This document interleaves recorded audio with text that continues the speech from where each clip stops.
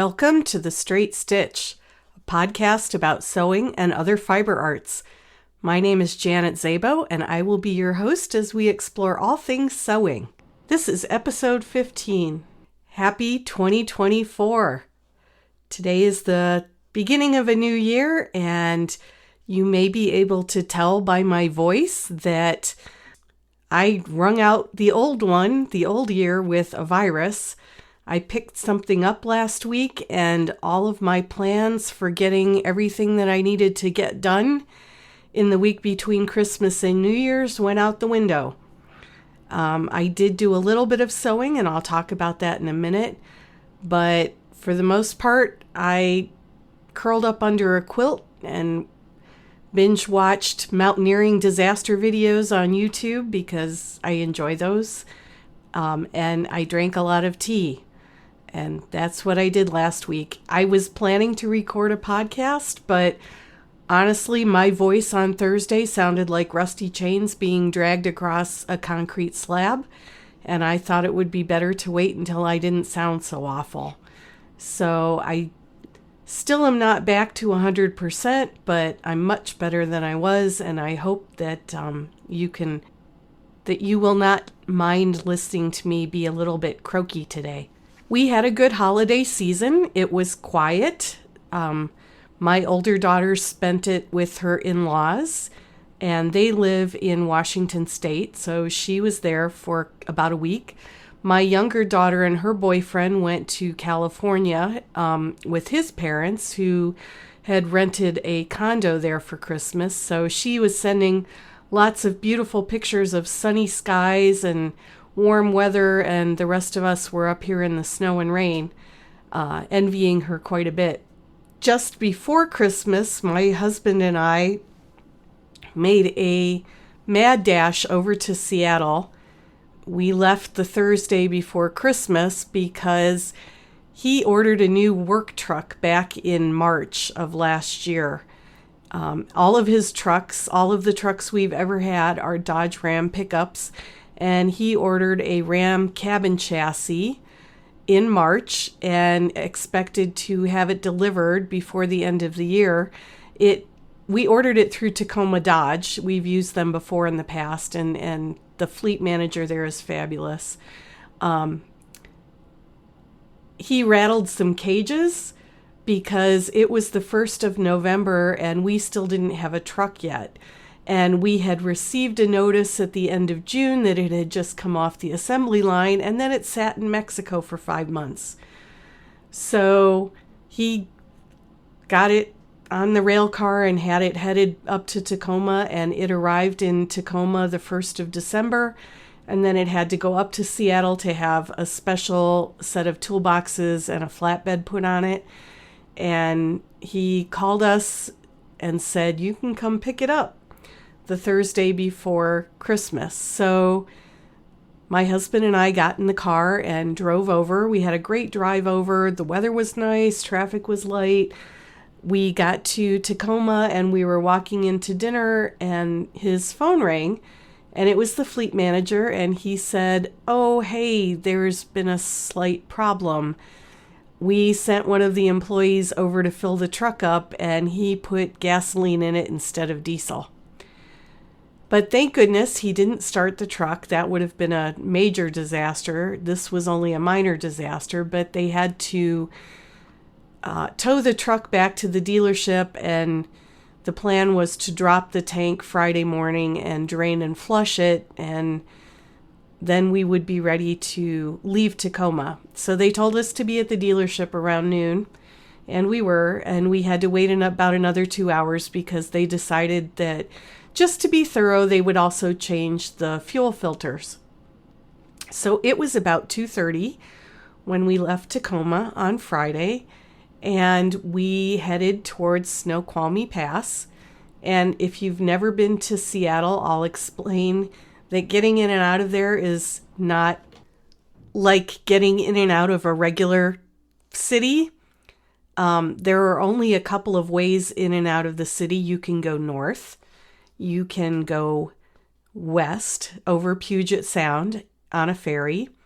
You can go east on I-90, which goes up over Snoqualmie Pass, or you can go south to Portland. And those are basically the only ways to get out of Seattle. So we were heading east on I-90 up over Snoqualmie Pass, and we go from sea level to about 5,000 feet in the space of a 50-mile distance.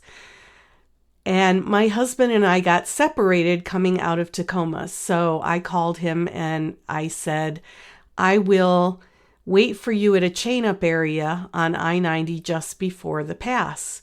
He was about 10 miles behind me. So I got up to the chain-up area. It was about 3:30 in the afternoon, and I pulled off to wait for him. And all of a sudden, I noticed that cars were backing up. And pretty soon, they had backed up to where I was sitting. And I checked the Washington Department of Transportation website, and lo and behold, they had closed Snoqualmie Pass because of spinouts and collisions. And I knew exactly why. It was because on my way up there, as I was driving very carefully in the right-hand lane, knowing that it was getting snowier and icier and colder as we went up in elevation, I was watching all of these cars flying past me in the left-hand lanes, and they all had Washington State plates on them, and they were all driving like it was a sunny day in July. And no doubt, it was one of those cars who was driving too fast for the road conditions that caused the accidents that closed the pass. I should mention here that my husband got stuck about 10 miles behind me at a town called North Bend, which is where they typically close I-90 when they close the pass, because they don't want people just driving up there. So they close the road at North Bend and they make people get off of the highway. And so my husband was sitting back there waiting. So I sat up at the chain-up area for about 2 hours and traffic started moving again. So I called my husband and I said, I think they've opened the pass. Things are starting to move along here. Do you want me to wait for you? And he said, no, go ahead because there's 1,000 people down here and they're all heading in your direction. So I got back on the road, and by then it was dark, and I got up over the pass, and coming down the east side of the pass, I was in the right-hand lane, traveling the posted speed limit, which was 35 miles an hour, and that was appropriate for the conditions. I've got a four-wheel drive vehicle, and I have studded snow tires. I also carry chains. And once again, people in the left-hand lane were just flying by me.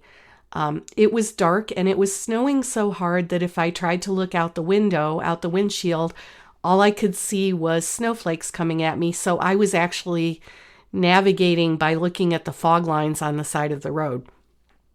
Fortunately, I have driven over that pass many, many times, and I am very familiar with the road. So I knew where I was, even though I really couldn't see where I was.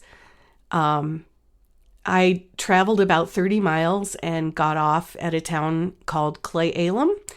And there's a Safeway there and a hotel. The hotel was full, but I waited in the Safeway parking lot for my husband to show up in the truck. And we sat in the truck. I went into Safeway and got dinner. We sat in the truck and ate our dinner and contemplated spending the night in the Safeway parking lot because I really didn't want to get back on I-90 with all of those people traveling like idiots. And I'm sorry if you're in Washington State and you're listening, but I was watching how people were driving and it was not appropriate for the road conditions. Finally, at about 10 o'clock that night, the snow stopped. We went another 25 miles down the road to Ellensburg, got a hotel room, and we were home by 3 o'clock Saturday afternoon. I am the pianist at my church, so it was rather imperative that I be back by Sunday morning. I had to play Sunday morning and then again for Christmas Eve. So we were able to get back, but that was a hairy adventure. And I didn't get a lot of sewing done, obviously, because we weren't here. With that little digression into an adventure, I will talk about what I did sew between Christmas and New Year's.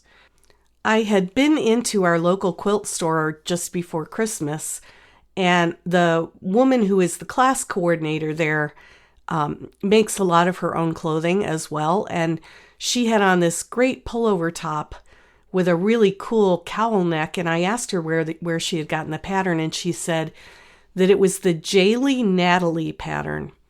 So I tucked that little piece of information away, and a couple of days later, my friend Robin and I went to Missoula, which is about a 2-hour drive south of here, because Robin is getting herself a new sewing machine.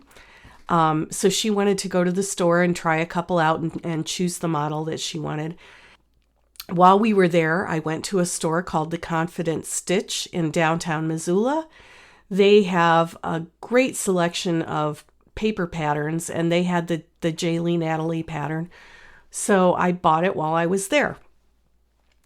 And I came home, and just before Christmas, I think it might have been Christmas Eve day, I got an email from the class coordinator, and she said, "Oh, hey, the store just ordered the Jaylee Natalie patterns to sell here in case you wanted to pick one up. And wouldn't this make a great class?" So I emailed her back, and I said that, as a matter of fact, I had already gotten myself a copy of the pattern, and sure, we could do that as a class, but I wanted to make up the Jaylee Natalie top before I committed to actually scheduling a class. Just before, it was about the same day that I started feeling kind of punky. I started coming down with a scratchy throat the day after Christmas on Tuesday, and on Wednesday I started working on the Jaylee Natalie top. So I pulled some rayon sweatshirt fleece out of my stash, and I traced the pattern, and I started cutting it out. And if you've listened to any of my previous episodes, you probably are aware that I have pretty poor spatial perception abilities. They're better than they used to be, but I still get tripped up. And the Jaylee Natalie pattern, I've used Jaylee patterns in the past. The Jaylee Renee pants are one of my most favorite patterns. I've made probably half a dozen pairs of those. I've taught that twice as a class. I'm very impressed with the Jaylee patterns, how well they're drafted. This particular pattern had a few places where I kind of stumbled. One of them is that in order to save paper, I think, this is my presumption anyway, the bodice, there isn't a separate pattern piece for the front bodice and the back bodice. What they did was they cut the bodices, both of them, at about chest level, and there is one bottom bodice piece, and what you do is if you're tracing it, this is what I do, trace the bottom bodice piece and then match it with the top bodice piece, and then trace the bottom bodice piece and match it with the back bodice piece.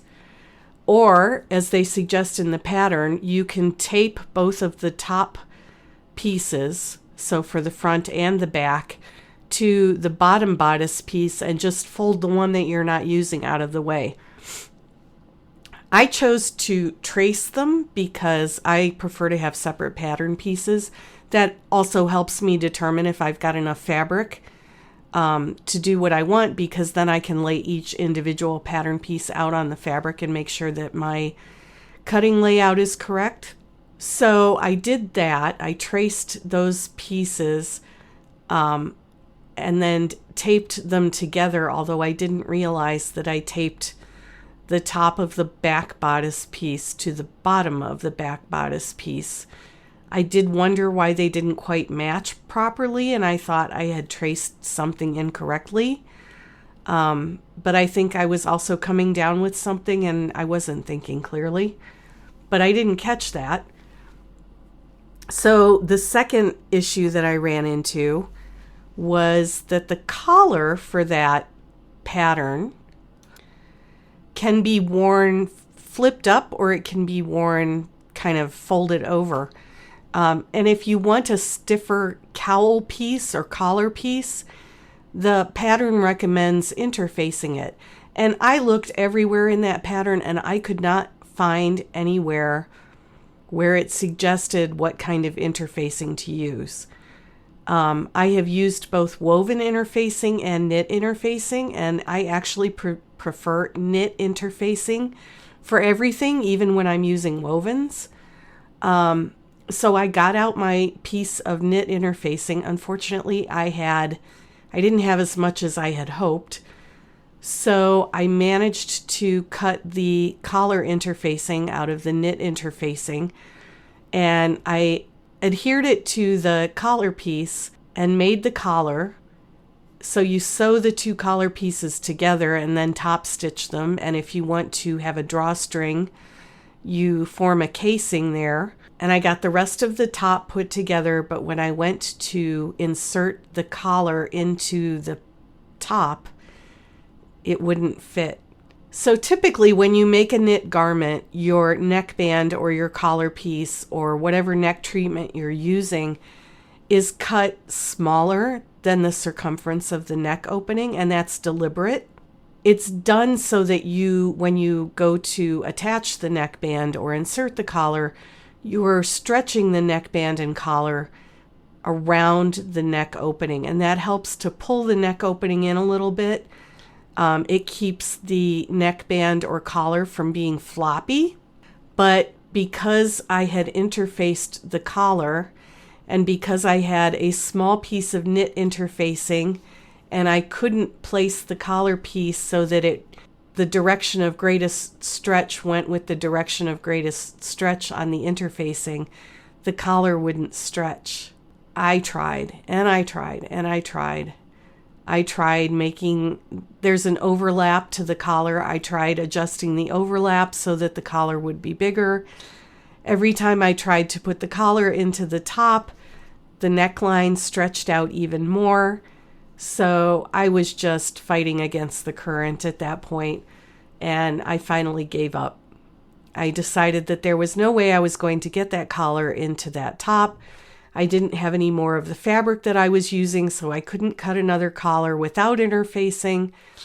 And when I looked at the top again and I looked at the pattern piece again, that was when I realized that I had taped the top of the bodice piece to the bottom of the back bodice. So the back bodice piece wasn't even cut correctly. I'll tell you, if you need a pattern tested, I am the person to do it, because if I can screw something up, I'm going to, and I'll let you know where I screwed it up. Unfortunately, I don't have time to test every pattern in the world. That was Wednesday. I had lost an entire day because I spent the whole day sewing and I didn't really have anything to show for it. Thursday morning, I got up. I got another length of fabric out of the stash and I cut the pattern out again, and I did it correctly this time. I taped the correct pattern pieces to the other correct pattern pieces in the correct orientation. I got the collar made, and by then it was mid-morning and I was just hashed. So I gave up and I crawled under a quilt and I made myself a big cup of tea to go with, and I just sort of hung out and relaxed for the rest of the day. I was feeling better Friday morning, so I got up and I attacked it again. And this time I made a very successful and very beautiful Natalie top. There are pictures on my blog if you want to go and take a look at it. The fabric was actually some Luxe fleece that I picked up at Joann's on the clearance rack. It was entirely intended to be muslin fabric. But the top turned out so nice that I'm definitely going to wear it. The length is perfect. The cowl is wonderful. That cowl is really cool. And actually Thursday night, as I was relaxing in bed, my friend Tara texted me and she had just finished her own Natalie. I suspect she probably picked up the pattern at the quilt store and wanted to get one made. So she made one out of some pink French terry. And Tara was asking me, part of the reason she texted me the picture was because she thought the shoulders were a bit too wide and there was some excess fabric there. And I agreed with her. I have fairly broad shoulders, and I didn't have that amount of excess fabric there. But she's got narrower shoulders than I do. And even though the top fit well in the rest of the bodice, there really was a lot of excess fabric at the shoulders. So she was going to take it apart and maybe scoop out the shoulders and reset the sleeves in and see if she could fix that problem. So you can see there's a lot of us making the Natalie here this week, which has been kind of fun. I was happy to have that done. I also talked to the class coordinator, and we are going to get a class on the schedule for making that pattern. I see quite a few more of those in my future because it's one of those great patterns. I want to make a dress out of it. There is a dress option in the pattern. It comes with several options. You can make it a shorter length. You can make it a tunic length. It's got a wide band. It's got a narrow band. One of the women who works at the quilt store said when she makes hers, she's probably going to hem it. You can do short sleeves. You can do long sleeves. You can do sleeves with cuffs. You can do sleeves that are hemmed. There's lots of variations. So that was one sewing project that I got done. The other sewing project that I got done was a generator cover for my husband's construction company. He had the old Miller generator that had a cover, but the cover was starting to deteriorate.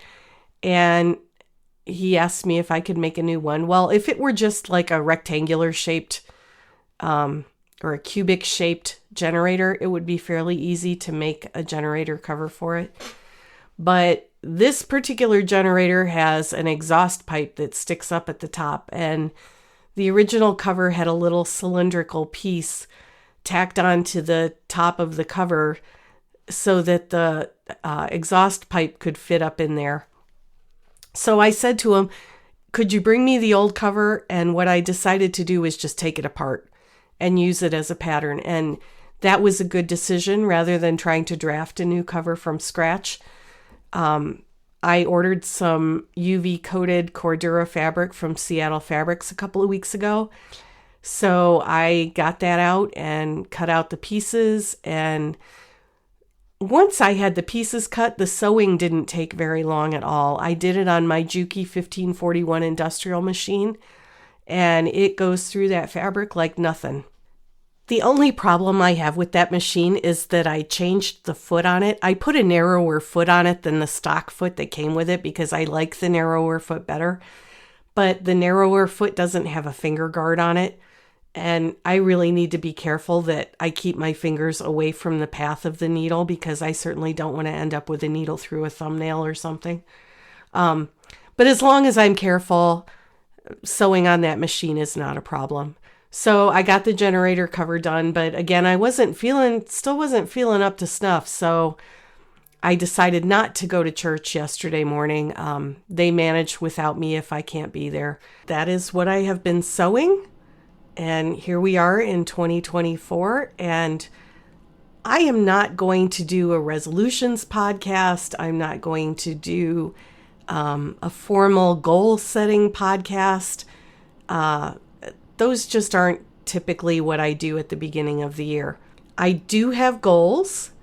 I have found over the years, though, that if I'm real specific about my goals, the universe takes that as a challenge and decides to find as many ways to upend my goals as it possibly can. So I've discovered that it's much better if I'm more general and more flexible about my goals than to have a rigid list of things that I want to accomplish. Also, I've seen some things floating around on social media about 24 in 24, where you set the number of goals for the number of the year. And the thought of setting 24 goals just kind of makes my head spin. So I'll tell you in general terms what I would like to accomplish this year. I belong to a group of people that chooses a word of the year every year. My word of the year last year was no, which worked really well. The idea with the word of the year is that you choose a word that's going to guide all of your decision making and your actions for the year.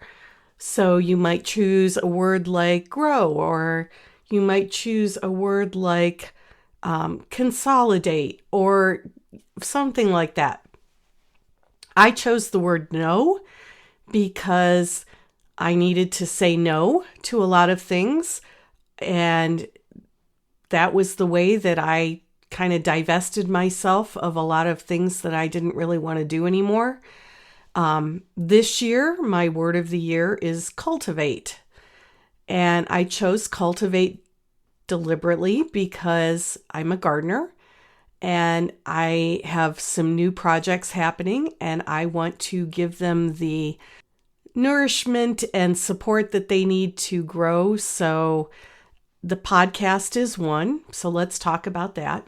I was really, really happy to see my analytics at the end of the year. The podcast has done better than I ever anticipated it would. I would like to keep that momentum going into this year. I have lots of ideas. I have several interviews lined up. It's been interesting to me that some people require a little coaxing to get them to agree to come on a podcast. I always thought that people would leap at the chance to have an opportunity to talk about themselves. But apparently that's not true for everyone. And so some people have required a little bit of nudging or a little bit of coaxing, which is fine. Not everybody's like me. So I do have some interviews scheduled and coming up. I know I keep saying that.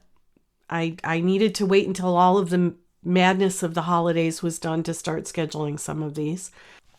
I think I'm probably going to end up moving the podcast to its own website. Right now, I'm hosting it on my website on janetzabo.com. And while that's an okay place for it, I could do a few more things if it were under its own website URL. So I think I may do that very soon. This is kind of like adding on to an existing building. It's like when you try to add on to your house, trying to integrate and incorporate the addition so that it looks like it was there all along. And sometimes it's better not to even try to do that. Sometimes it's better to just say, hey, let's build a shop, rather than trying to make an attached garage. So that's probably going to happen. I would love to get more audience engagement with the podcast. I'd love it if people left comments. I would love it if people left reviews. I'm going to think a little bit more about how to drive some of that engagement.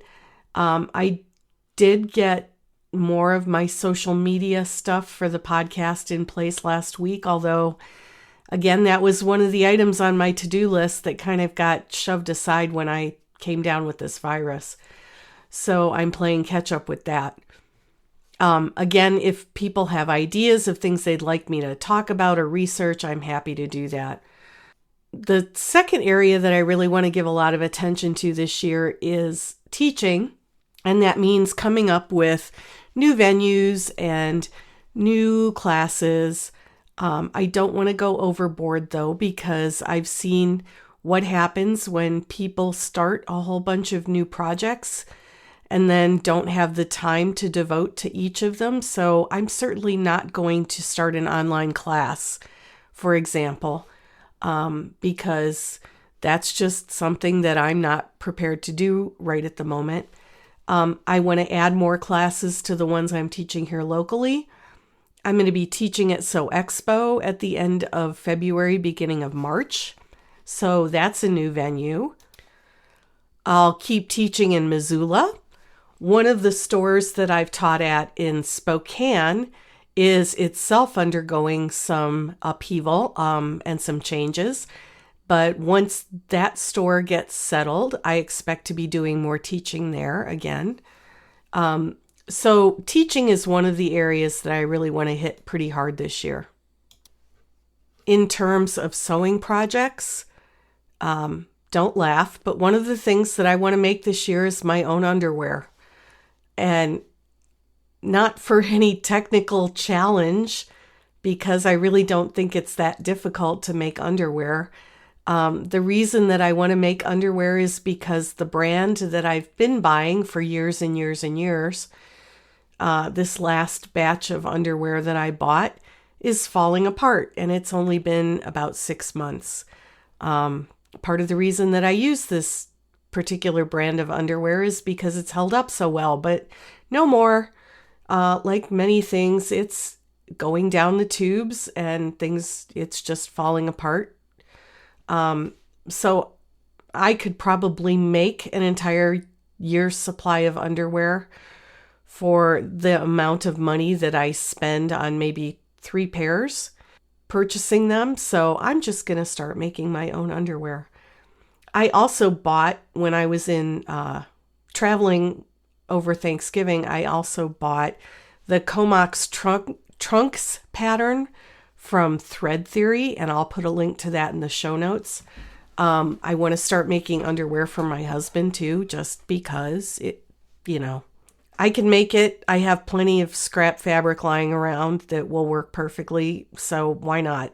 I'd also like to make a Simplicity raincoat pattern, and this is Simplicity 9713. It is designed for the American Sewing Guild, and I picked this pattern up, probably 6 or 8 months ago. I just haven't gotten around to it yet. I was going to do it last fall, and it fell off the schedule. Every so often, I like to choose a pattern that I can really sink my teeth into. So a couple years ago, I did the Clum House Slabtown Backpack pattern, and I'll put a link to that in the show notes as well.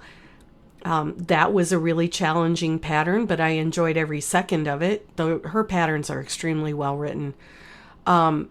So I decided I wanted to make a raincoat, and I want a pattern that's going to challenge me and teach me a lot of new techniques, and this looks like it'll be the one to do that.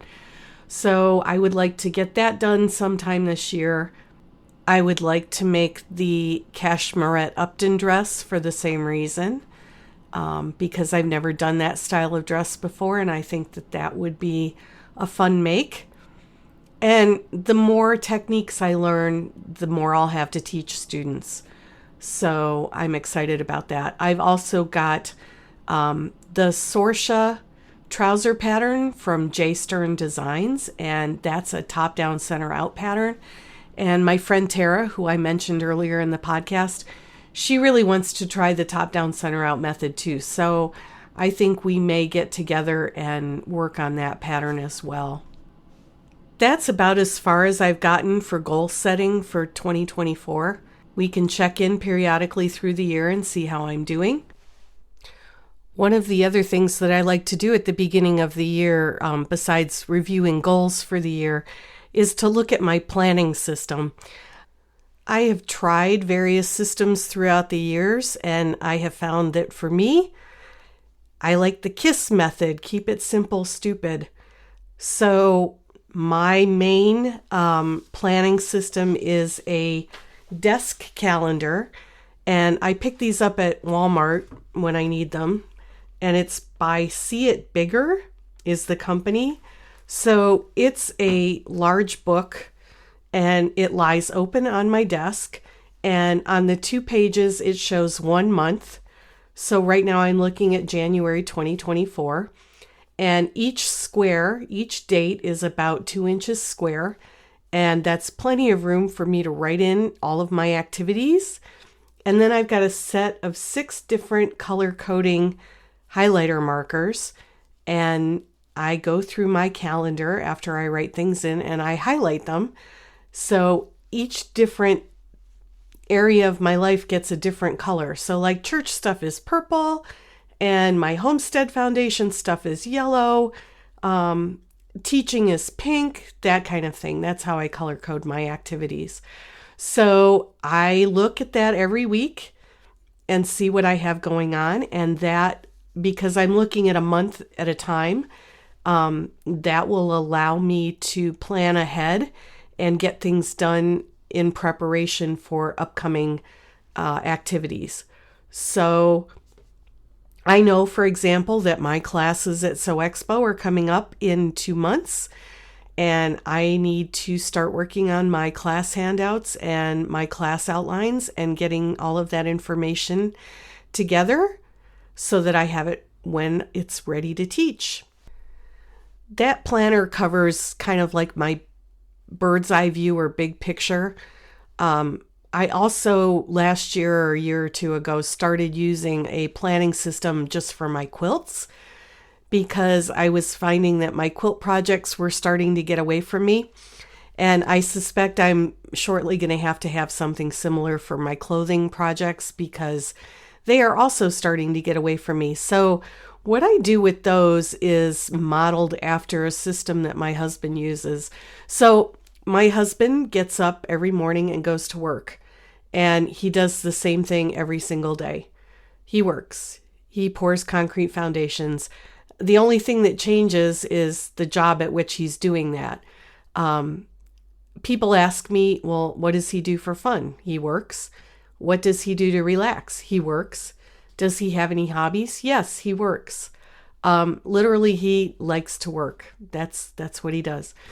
So for his concrete foundation projects, he's got a whiteboard in his office, and it's set up into 4 separate categories. And I haven't looked at it lately, but I think they are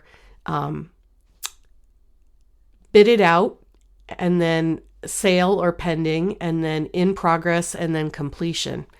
So as each job gets further and further through the pipeline, he moves it to the different categories. And I thought that was a good way to work with my quilts. So I've got a notebook that has dividers, and it has a section for ideas. It has a section for do I have the pattern? It has a section for is it cut? I have a section for is it in being pieced? I have a section for is it waiting to be quilted? And then I have a section for quilting, and then I have a section for completion or waiting for binding. So I can move each quilt project to each different page as it goes through the pipeline. And that has actually worked really well. So I think I'm going to set something up like that for my clothing projects. Each of my classes gets its own file folder, and what goes into the file folder are things like pages of calculations if I have to do any math, sketches such as they are, any kind of supporting documentation, maybe some research that I've done for that class, items that I want to highlight, all of that goes in there. And then when I get the handout done, a copy of the handout goes into the file folder. And then on the front of the file folder, I can write the date that I'm planning to teach that class. For my patterns, the way I organize my patterns is I get those clear envelopes, clear plastic envelopes. You can get them at an office supply store or off of Amazon. And I put each pattern in its own clear envelope along with the instructions and anything I've traced. So you open those patterns and you're never going to get them back into those little envelopes anymore. So the pattern envelope just goes in there as well too. But anything that I've traced, I make sure that it's labeled with the pattern name and date and the size that I made, and all of that goes in there. So if I want to make a laundry day tee, all I have to do is flip through my envelopes and find the laundry day tee envelope and pull it out, and everything that I need is in there. And those clear plastic envelopes stand up nicely in magazine holders, so that's how I have them organized on my shelving. I'm curious to know what other systems people use, so if you have a program or a planner or a system that you're particularly fond of, let me know in the comments. I'll tell you that I'm just not a digital person. I really prefer to write things out in hard copy. There's something about doing that just gets it cemented in my brain. So I don't tend to use programs like Trello or Evernote. I've seen them. I've tried them. They don't work quite as well for me. But if that's what works for you, then by all means use those. In some other beginning of the year news, I will note that The Pantone color of the year is Kona Julep, and that's a light minty green. I love Kona. I have an entire dresser full of Kona fabric in every color. I use it for bindings. I use it for quilt backgrounds. I love Kona. And if you go to the Robert Kaufman website, there are a number of free patterns using this year's Pantone color of the year. I'll also mention a new book that I've started reading. It's called Fabric Wars, and it's by Kira Hartley Klinger. Again, I will put a link to it in the show notes. She has an Etsy store called Dodd Oddity. I think I'm pronouncing that correctly. She buys old fabric at estate sales, vintage fabric. I shouldn't say old fabric, it's vintage fabric. She buys vintage fabric at estate sales and sells it on her Etsy site. And this book, Fabric Wars, is full of stories of her adventures at estate sales and auctions, outbidding people for lots of fabric.